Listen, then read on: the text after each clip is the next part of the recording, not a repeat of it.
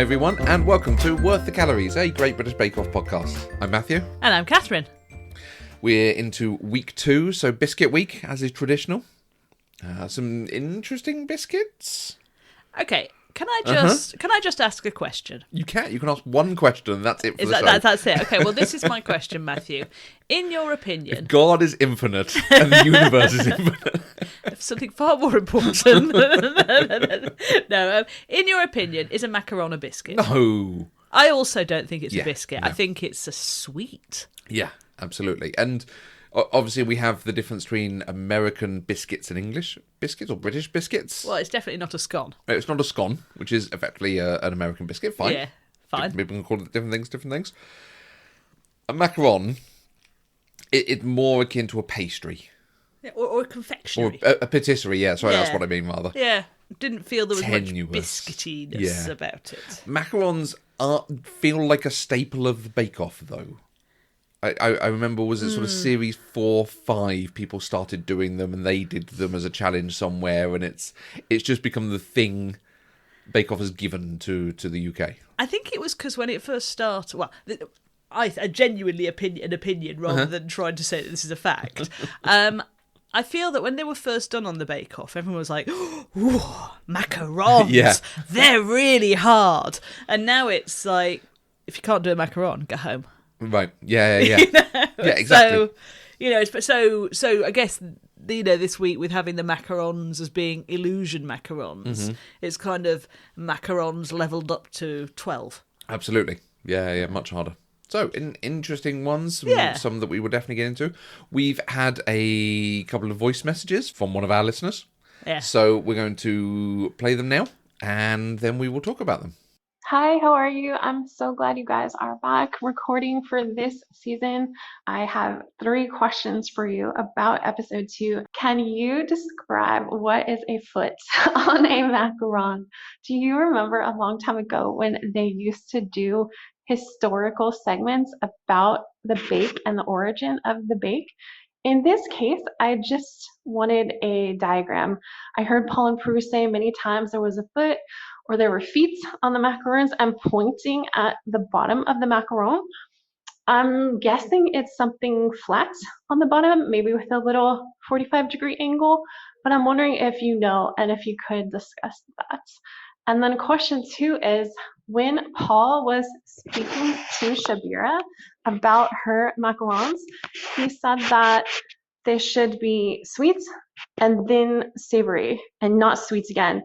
Do you think that is a tasting rule or just his personal preference? I hadn't heard that before, and it made me wonder why. If you know that it's a rule, if you agree with it, or if you agree with what he said or not. I'm interested to hear that.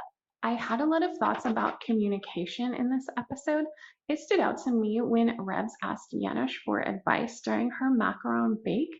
I know bakers speak to each other and ask each other for feedback very often, but when she also asked him to hands-on help her complete her bake, it made me wonder if that was based on luck and if it was fair, that by chance she had someone nearby to her that was available to help and that she felt comfortable asking. Looking at Maysam, who had a similar time crunch issue and needed to finish piping and filling, who finished her bake with no pipework done, while Rebs was able to complete her pipework and finish with some filling.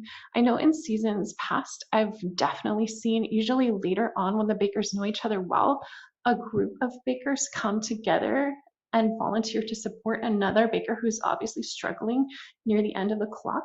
That seemed a lot more natural, and it made me wonder if there was any rule about asking for help and whether it's just based on personal choice if you want to ask or not. And as well, when James said after the technical that he wished he could have told some of the other bakers what feathering meant, if he felt like he couldn't because it was the technical, and if that had anything to do with growing up with a different language. Good questions. They were, and if I'm honest, the third one, I obviously have an opinion. I always have an opinion. First 2, I haven't got Scoobies, and I just made macaron. I was picking them up, and I was having a good look, and I was like, don't see any feet on these. What's a feet. I'm like, do they have feet? Do they not Right. have feet? Who knows? I can tell you what a foot is on a macaron. Excellent. I will preempt this. They mentioned it a lot, and I can't remember them ever mentioning it when they've done other macaron things. It's a little bit like a couple of years ago, Paul suddenly started talking about concertinaing. And cakes being concertinaed. Yes. It's a little bit like they suddenly learned a thing, and now they're trying to mention it as much as possible. It might be down to the editing, it might be down to our knowledge of it and noticing it, but it's... It's like when you learn a new word and then suddenly you Right. hear it all around you. Exactly. The foot. So it's really hard to look at a macaron as you think of a finished macaron and think Right. about the foot. Because, of course, the bottom of a finished macaron is not the bottom of the bake. Ha-ha. Yeah? Okay. The middle of the macaron is technically the bottom of the bake because you take two shells, stick some stuff in the middle. Yes. For want of a better expression for that, and put two shells on the outside. The foot is the sort of crinkly baked bit that was in contact with the tray when you baked them. Right. And around the edges, it expands. And Okay. obviously the bit where it has that contact, because the egg cooks very Yes. quickly, and it can get very big. It can be Okay. very small. It can be very broken. It can be not broken. It can be just a completely smooth shell. And what you want is a small, but not too small or invisible, bit of cracking and bubbling around the edge that's not broken. Okay. Is the technical definition of it. It means it's been cooked, but not so much that there was too much air in it. Right. It means the mixture was not so runny that it weighed on it, that it had Yeah. the room to expand and hold its shape and expand as it cooked. And not so big that it was too light and, Okay. and again, too much air. So I would say I had some feet and some footless. Okay. Because there were some of mine, the more successful ones, looked a little bit like those plastic frisbees that I used to fail to catch as a child. Do you know what I mean? Like when they came off Yeah, before yeah. I filled them with ganache. So maybe those were the Too ones much that air, had feet. I think, is Oh, what that really? implies. Too much mixing. And part of the thing I think with too much mixing is it can lose its shape. So when you Okay. pipe it, it spreads a bit more. Maybe. It's effectively a meringue. It's an incredibly hard thing to do, actually, particularly in the home environment. So, Yeah. So yes, that is a foot, Okay. and that is what they're looking for. They're Fair looking for enough. that bit on either side of the filling, effectively, when you put the shells together. Fair enough. Interesting. Sweet, savoury, sweet. First up, I think this is Paul's opinion. Yeah. Yeah. I think the point he's making is that you get a sweet flavour, then you get a different flavour, but then the original sweet flavour overpowers it and comes back. I think if it was a third different flavour, he would have been impressed, whether it was sweet, whether it was savoury, whatever it was, some umami thing coming through. Yeah. I think because it's the first flavour coming back and overpowering it, I think that's what he was talking about. No idea. No, I don't think it's a rule. No. If it is, we're breaking all those rules. Well, exactly. And I wonder if it's on the back of Shabira's bake from the week before, where she was told she didn't have a hero flavour. Maybe she's gone a bit too far now. Yeah. I thought she's very brave. Mm-hmm. I mean, and I like that. Mm-hmm. Not sure I wanted to eat it, but I do admire the braveness. But I think that's because for me, good tofu I really like, Okay. but bad tofu I really don't like. So I'm a bit sort of, and I think for me the best tofu I've ever had is in Japan. Right. Mm-hmm. And I'm always a bit dubious about tofu outside of Japanese cuisine. Right. That's fair.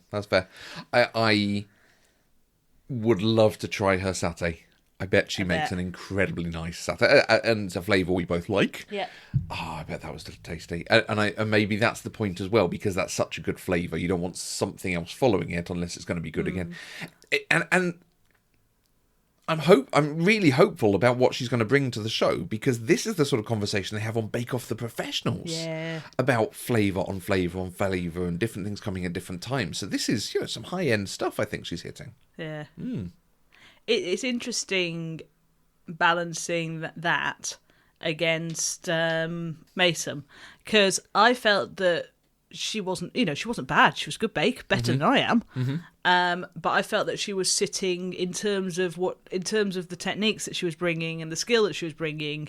And maybe I'm judging this because she's 18, but I felt that she sort of sat in between a normal bake-off contestant and a junior bake-off contestant. Yeah. And I felt a little bit like it was a shame that she hadn't waited a couple of years and developed her skills a little bit.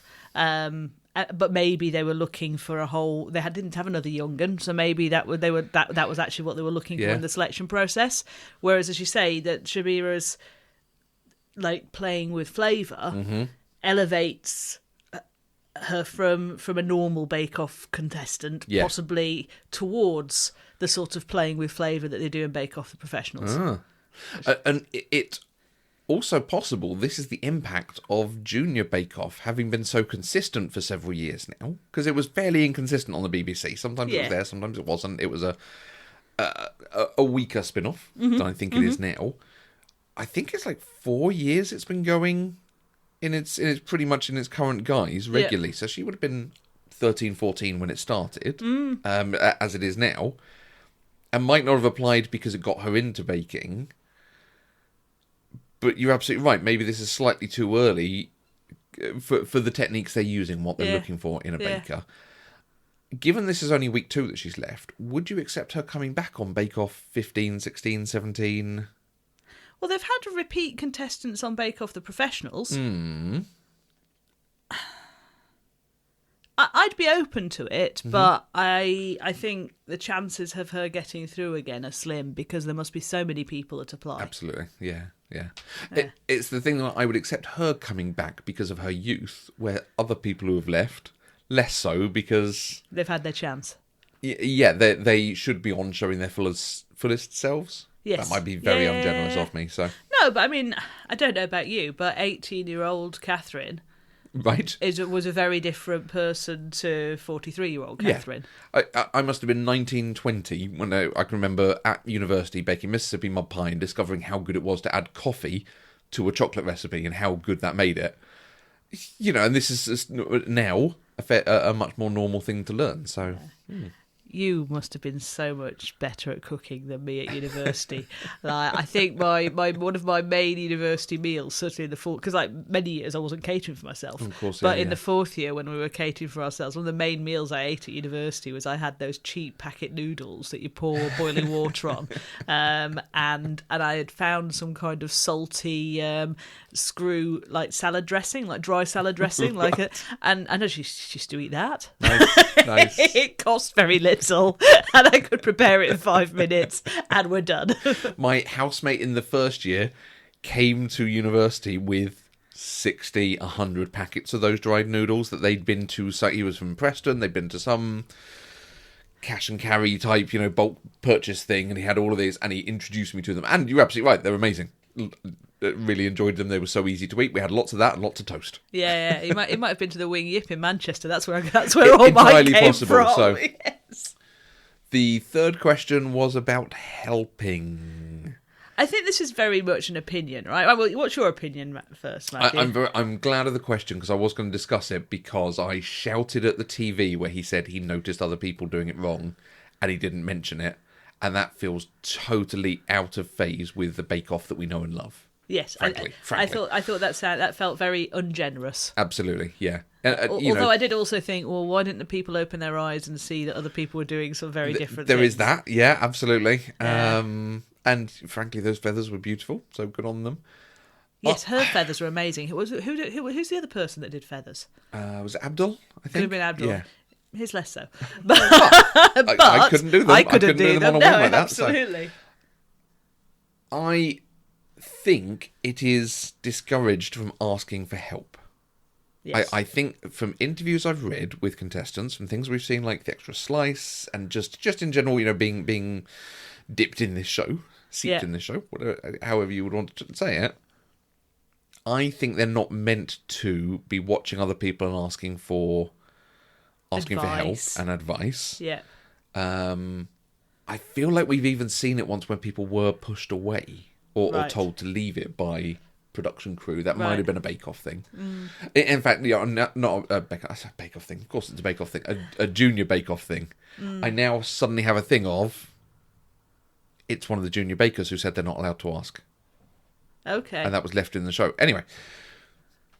So yes, I think it's something that happens more as the show goes on, as they get used to it and they're prepared to push the rules more, because if it's a choice between asking for help or going home or being told off by someone, you might as well, ask. But on the flip side, noticing someone's doing something and not mentioning it, I think is poor form. It's not that sort of competition. Yeah, I agree. I totally agree on noticing it and not saying something. Yeah. I also think that he cannot have been the only person that did exactly that same thing. Mm-hmm. So I don't feel that it's only him. No, that's at fair. fault. Yeah. Because I mean, a lot of them knew how to feather, and making those individual feathers with chocolate cannot have been a slow or a noticeable process. Mm-hmm. But yes, I'd have said, hey, I think you've got the wrong end of the stick as to what feathering is. Yeah. And I feel like we've seen this with people doing something and someone says, oh, what are you doing? Are you doing that? Well, why aren't you doing this? And sort of not telling them, but hinting in the right direction. Yes. So that they click and they go, oh, yes, feathering, of course, that's what it is. Yeah. But what I would say is I don't think it particularly had an impact on the judging. No. Maybe a place or two for them. But not a significant one. And it is only the technical. Yes, absolutely. The helping thing is an interesting one, because I think offering help when you have the sort of the space within your own bake because you've finished, in order to offer help, or if you're feeling you're next to someone and you feel that you can provide some assistance, is appropriate. Although I wouldn't want someone telling me what to do at that point. I'd probably snap their head off.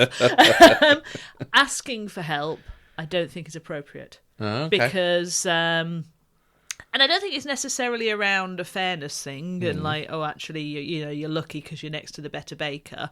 In a general sense of the fairness thing, or at least in my opinion, it's not. I think it's about the danger of your asking for someone else's time during a time-pressured competition, potentially leading to that someone else who might have better skills but actually low boundaries, a people pleaser and wanting to assist, like negatively impacting their own chances by giving you their time before they've actually finished. So I don't think it's appropriate to ask for help, but I do think it's appropriate to accept help that is freely offered. That's fair. Yeah, no, that's a really good way to look at it. So. Yeah. And it'd be interesting to see who does and who doesn't and what's included, because again, the show's so edited. It could be they're always asking for help. I feel like on the Australian Bake Off we saw a lot of asking for help and offering help. Yes. That was what we enjoyed about that very much. And I like that sort of atmosphere. Yeah. I like the whole we're all here just to do the best we can and to support each other. And we're all super sad. Yes, it's a happy thing if you get the Star Baker, but it's actually, it's more sad to see one of your friends leave the tent. Absolutely. So, yeah. Okay. It always puts me in mind of, on the Great British Sewing Bee, that one, I think it was fairly early on, like maybe the second series, where someone helped someone else and they then got Star that week and blew them away with an amazing, I think it was a suit or a dress they were making. And the person who helped, who sort of to put them in the right direction when they were doing something wrong, was the person who left. And there was no ill feeling. It was absolutely fine, but it was a bit like, if they hadn't put them right, they'd be the person leaving because they were doing it fundamentally wrong at that point. Yeah. So, although it's not that sort of competition, it is still a competition. And when you push these things to extremes, or either that's the furthest extent or the millimeters between how someone performs. Absolutely. Yeah, really hard. Absolutely. Because, as we'll come to, Rebs and Mason were so close. It must have been very hard to choose between them. Yeah, absolutely. So. Great questions. Yeah, really good. And I think that is a large chunk of the stuff that we wanted to talk about. So, a really good station for them. If you want to ask questions as well, you can email us, podcast@eloquentgushing.com. You can find us on social media @eloquentgushing, and we're on SpeakPipe, these voice messages, speakpipe.com/eloquentgushing. Do feel free to phone up and leave us a message. If you don't want to phone, you can just record a message and email it to me. How about it? And just so fun to have the conversation. Yeah. why we just a broader conversation. Absolutely. Right, so macarons. Yes, You made macarons. I did. Not a macaron recipe that was on the show. No, because they seem to not be doing anything other than the technical, which on one hand is disappointing. On the other hand, it means I'm free. I'm free to do what I want. What did you make? How did it go? So once again, I went to the BBC Good Food website, and I found a macaron recipe on there. They're supposed to be red, but they're not. But basically, they're like a dark chocolate and raspberry jam filled. I say simple macaron. There's nothing simple about making macarons. Now, I was a little bit trepidatious before I started this recipe because I did think this will be an interesting experience because I would like to have had the experience of trying to make a macaron. But I don't think I'm going to enjoy doing this. And the main reason I thought I wasn't going to enjoy doing this is it involves piping, and I've never piped anything in my entire life. Okay. And any time I've watched you pipe or done things that... at least I don't think I have. I don't have a memory of piping. I thought, golly, that looks like a right faff. And it was.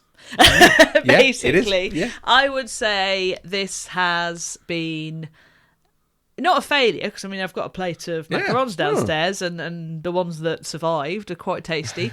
I'd say it's definitely been a learning experience, because the other thing I've not really done much of, and also have not really had a great desire to do much of, is meringue. Meringue, that's always been your battle rather than mine. So I've said... Good word for it. Yeah. It's not been smooth going, right? No. So I would say I've learned a few things. So rather than going through the recipe step by step... what would you do different? What would I do differently? Yeah. So I would not use our reusable baking sheets. Okay. I would use actual baking paper. Okay. Because one of the things that happened was the macarons did not... part from the baking sheet very well. Okay. And actually I used a variety of baking sheets across the different ones, and the test one that I did on baking sheet, because I'd run out, because I'd already piped everything else onto our reusable actual parchment, that came off beautifully. And there were one or two of the baking sheets where they came off okay. There were another couple of baking sheets where those babies were not coming off, which is why we've got a bowl of broken macaron bits. I would say that the whisking of the egg white and the syrup. Syrup. So you put some egg whites into the mixing bowl, and then you make a syrup out of just water and granulated sugar. See. Okay, fine. Yep. And you boil that up, and then you pour that down the side of the mixing bowl when you're whisking the egg whites. So this is an Italian meringue, a Swiss meringue. It's one of the continental countries' meringues. But yeah. Okay. Sorry. No idea. But what I would say is it takes a lot longer to whisk up than I imagined it would do. Okay. And I think it's because I did some whipped cream the other week, and that whisked up pretty quickly. Yeah, right. So after about a minute of whisking this, I'm like, why is it not changing? Have I ruined it? And the recipe itself didn't give you any indication of time. It just said keep whisking until the bowl is cool, but is not hot anymore, but is still a bit warm. Okay. Well, I was whisking, the bowl was cold, and the things weren't happening. So I looked up on a different website, and it said actually it will take at least sort of 5 minutes, more like 7 to 8. Right. Can be even longer depending on what you're using. It could be 20 minutes if you're using that chickpea juice, which I was not. No. So that took longer than I expected, and possibly I could even have done with whisking it a bit more. The other thing that was a learning for me was that I have no sense of how hard or how gentle you have to fold. So basically you made a paste with the icing sugar, the ground almonds, and half of the egg whites, and left it aside. And it was almost a bit like marzipan-esque. It was quite a hard paste, and you poured the meringue mixed over, and then you had to fold it in. And I think I underfolded.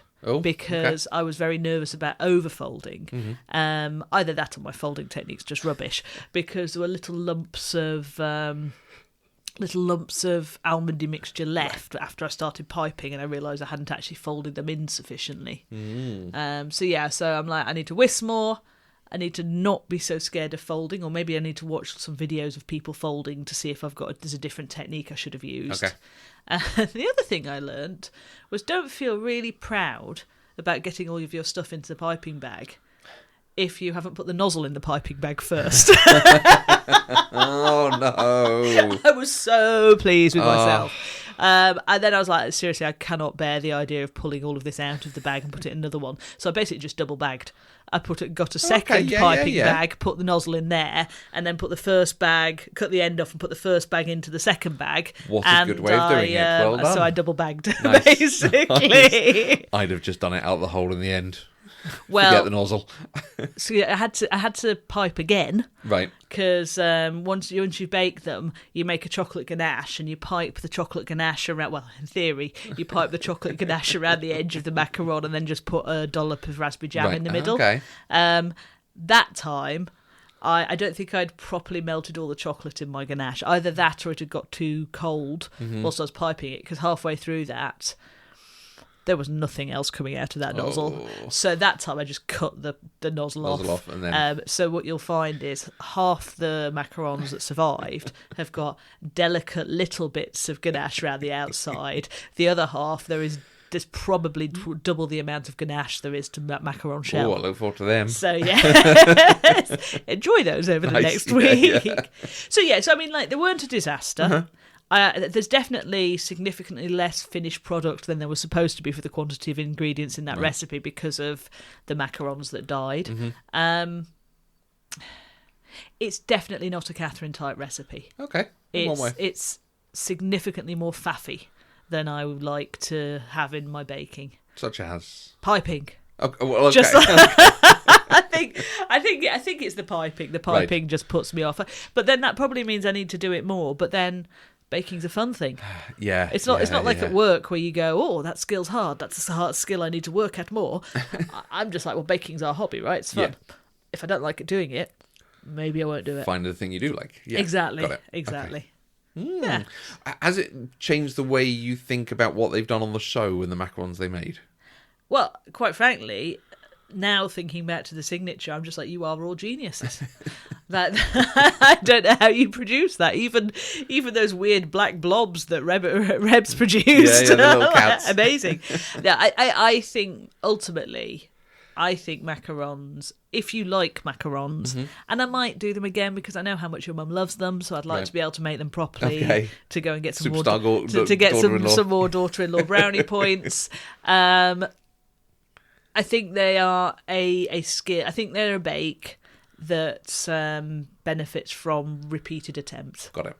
Anyone who's done the perfect macaron on their first attempt, I laud you. You are the baking supreme. Because even just knowing about the baking sheets from this one attempt, next time you'd have...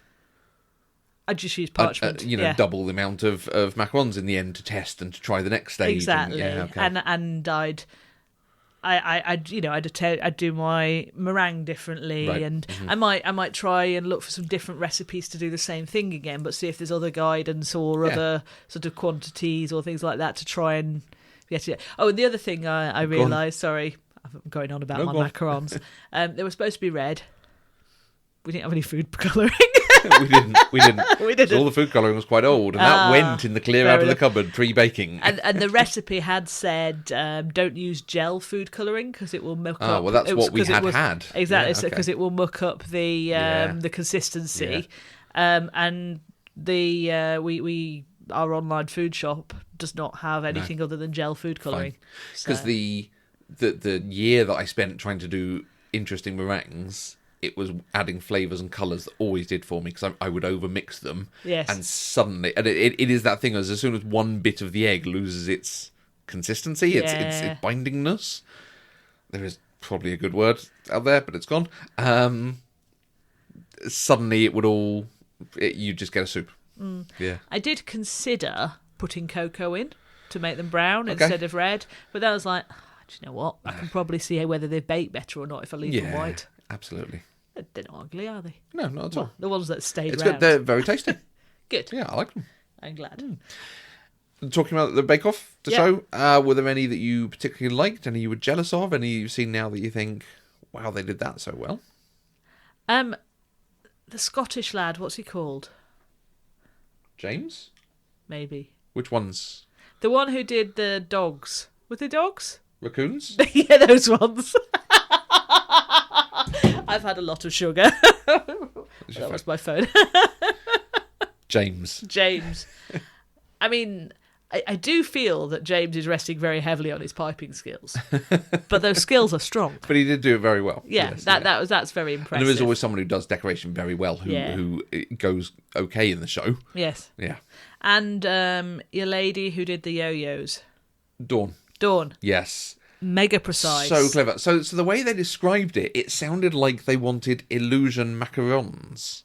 But they just wanted decorated macarons, or shaped and styled. I think that opening description sort of fooled me a little bit, like an illusion of what they wanted, because then they were all just doing interestingly shaped macarons. Yeah. But the yo-yos was of all the things it looks like, and the precision, like they were very regular, right? You know, like and everything that was, I felt that everything that she did.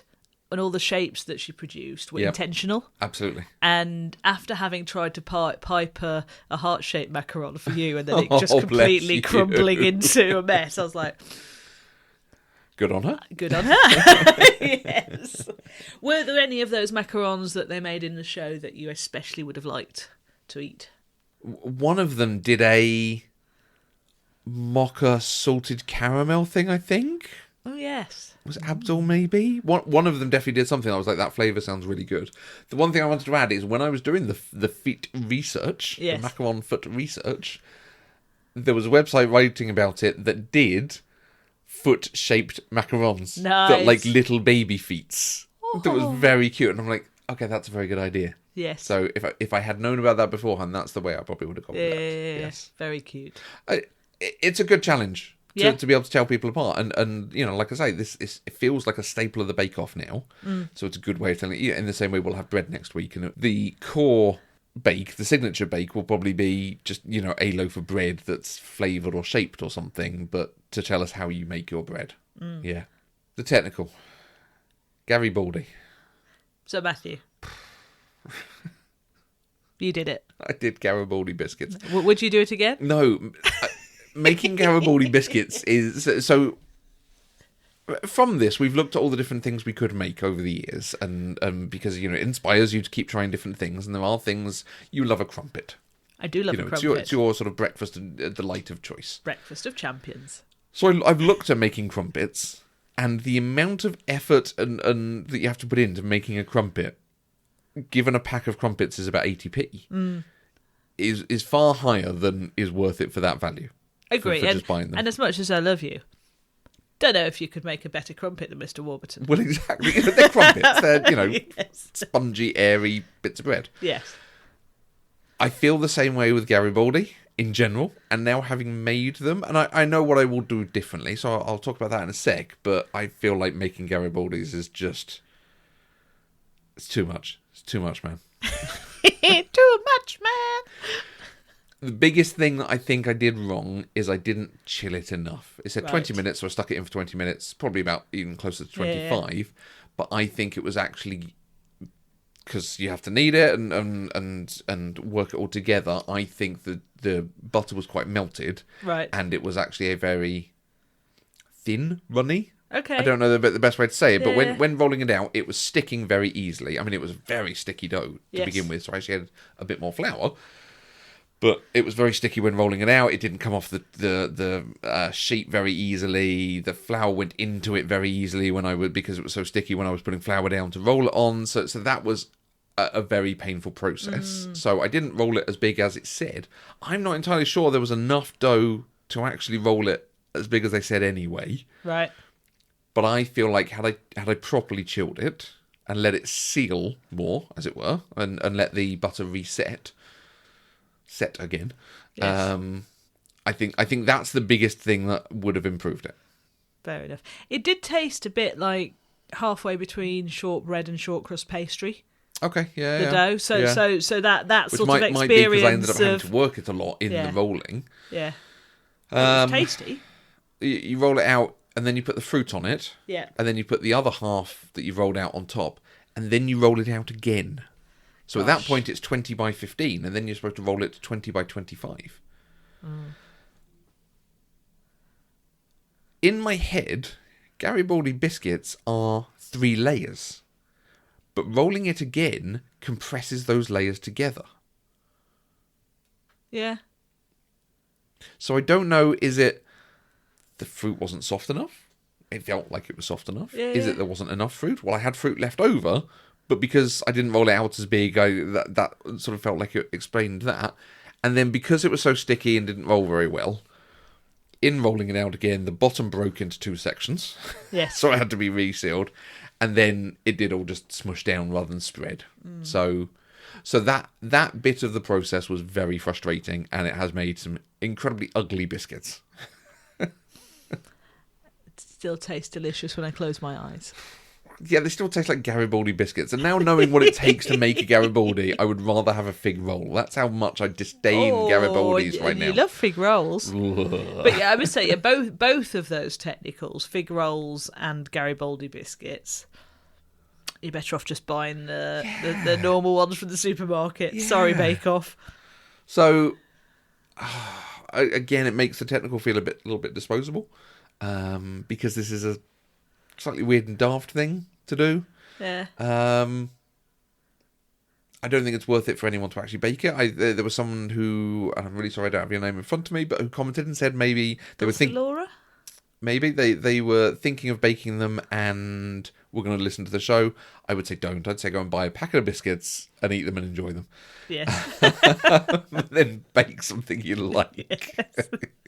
I didn't dip them in chocolate because I was over it by that point. And I know there's a whole thing of whether they should be in chocolate or not.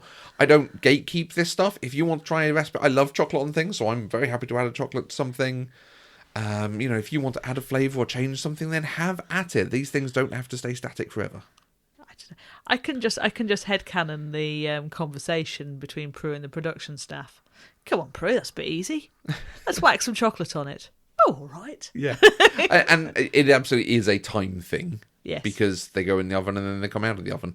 You brush them with egg white. Okay. Partially because the yolk goes into the batter. Right. So you've got this white left over. So it does use the white some way, but you can absolutely see there are a couple that I clearly brushed with a indelicate hand, not caring at this point, just wanting it done, where there is literally a streak of brushstrokes of egg that have cooked on top of them rather than like delicately spread across the thing. It gives them a nice brown look, but that's quite fake compared to actually baking the biscuit properly. Yeah. So we haven't practiced this question. Or I haven't warned you about this question. Of all the traditional biscuits that there are, Right. Which one would you have rather tried instead of Garibaldi? Well, I've made bourbons before. Yes. And I love a chocolate bourbon. Yep. Do you know, I've never made a hobnob. And given that chocolate hobnobs are the king of biscuits, they are S tier, top ranked, number one. They're the 2001 A Space Odyssey of biscuits, frankly. Fair enough. Fair enough. Long and tedious. So there we go. So hopefully 2023 in Biscuit Week, the technical might be a chocolate hobnob. Oh yeah, I'd do a chocolate hobnob. That'd be great. Yeah. Everyone's sort of achieved. They had a lot of the same problems here and there about things. Some people knew them, some people didn't know them. I don't think doing well or not doing well mattered too much. I enjoyed the lass who just mixed her fruit into the dough without thinking, because I'm just like, that's exactly what I'd do. So I'd just be like, oh, I think I know what's going on. Well, that was Maxie, wasn't it? Yes. Who won this week. Yeah. And it was Rebs who won the technical, who came first on the technical, who almost went out. And perhaps it was, we say it doesn't matter, perhaps it was the technical that just helped to edge it. But she did not do well in the other ones, and she did not do well last week. I don't think she's long for the competition, if I'm honest. Either that, or she'll suddenly turn a corner and be amazing. But struggling early on puts you in a good state for later, so maybe. There was so we had a number of cut-offs, trying to cut off the edges, and that's the other thing. In trying to slice it into the rectangles, it was really wet, so it didn't slice very well, so they were ugly as sin. But there were a load of bits cut off from the edges when I tried to make them straight. So I did scrunch them all up with the fruit and cooked it, and it was a really nice sort of biscuity, fruity biscuit this morning. Because it was just one large one, and I should have done that before. Do you know what? Shortbread with fruit in, with just rolled in some fruit and then cook that. Yeah, have at it. None of this, rolling and slicing and layering and stuff. That was fine. Nice. Yes. We're done on the technical, aren't we? We're done. Oh, Good. I think. Yep. Bye, Garibaldi. We shall never mention you again. Because now it's the 3D biscuit mask. Ridiculous. I'm not a fan of this sort of challenge, if I'm honest. I mean, it was interesting to see what they came up with, but again, and a little bit like last week, I think I resent it becoming the baking art show. Yeah, I agree with that. I think this one did better than last week's because there was a very clear range in what people had done and how they achieved, and the fact that people had...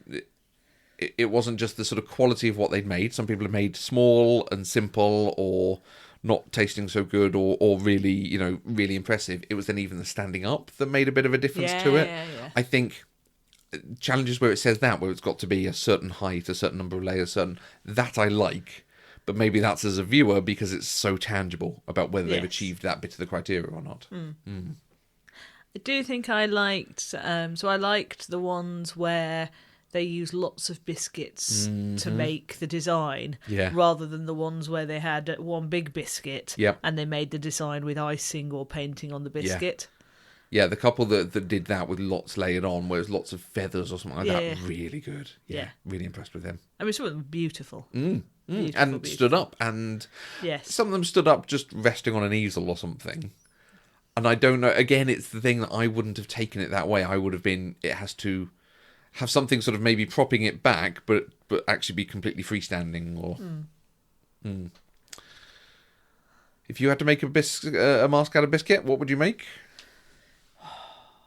Can I pretend that I have the most excellent baking skills in the world? Yes. I think I'd want to do something that's kind of Vegas burlesque-ish. Okay, yeah. And I think I'd like to have... I think I'd want to do something with sugar work onto the biscuit. I mean, I know that's completely going... like a sort of feather... Yeah. Like your headpiece from our wedding. Exactly. So it would be sort of chocolate and vanilla. Obviously not shortbread, because that would fall apart. But maybe it's like the most robust shortbread in the world. But like chocolate and vanilla... so like sort of black and white sort of biscuits, lots of them like that. Like, was it Abdul that did it with all the sort of feathers? I think he did, didn't he? We're mentioning Abdul for his ideas on this, so maybe good. That's the thing to look out for. Yeah, lots of that. But then I'd want to do some spun sugar, big glamorous feathers. Nice. Off it. Hela from Ragnarok. Yeah. In fact, do her headpieces. Scrap Vegas burlesque. I would do Hela for Ragnarok. That's what I want to do. Kate Blanchett's evil horns of... Exactly. How about you, Matthew? What would you do? I think, well, this is why I'm thinking that I'd go in that sort of direction. The mask that comes to mind is Chewbacca and the lady with the Chewbacca mask. Oh, yeah. Which then leans into, which you could do with, different sort of chocolatey, darkness or not so dark as kind of bits of fur. But that then leads me towards, like, Vader. That would be fun. And again, thinking, different bits that you've then assembled do a Vader mask. You could with do bits Vader. Of icing. I could do the Stormtrooper. We could have a mashup Star Wars Bake-Off Comic-Con type crossover show. But and that's, obviously we love our pop culture. I feel like there are some good pop culture masks out there. Yes. I would probably have done that, like the chap who did the sort of Pan's Labyrinth styled, but I'm not totally convinced how it came off. Was that James with his piping again? Possibly so. Yeah. I think it came off more because no one else did anything like that. And everyone else was just doing stylised masks in the vein of... But you see, I felt about that the same way as I felt about his Scottish cottage last week. If he brushes that against a wall, it's all gone because it's just all wipes off because it's all just like soft piped icing. And I think he needs Why to... do you brush your biscuit against a wall? Have you seen me carry stuff? I just like, I think it's because I'm so clumsy. Right. I'd be very fearful of making something that just brushing it wrong could completely destroy all my artistic effort. There were some really good masks though. Yeah. Any that we want to talk about specifically?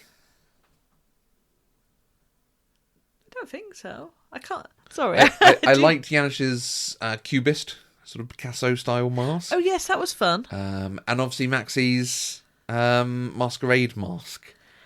Beautiful. And I think it stands out because Rebs, I think, went for the same sort of thing, but hers was small and simple. And then it's down to flavour. Maxie's very clearly, we didn't mention her earlier, very clearly a great baker. And gets the consistency and the texture and the flavour spot on. So, absolutely. Yeah, it'll be an interesting one because she and, I think, was it Dawn, got handshakes in the first challenge? Yes, they did. For doing really well. Yeah. And I partially maybe because there wasn't one last week, but you do appreciate the handshakes as a... Yeah, I don't need to say anything. I'll give you a proper credit for doing that well. Yeah. I did enjoy Paul giving himself a handshake in the tent. Oh.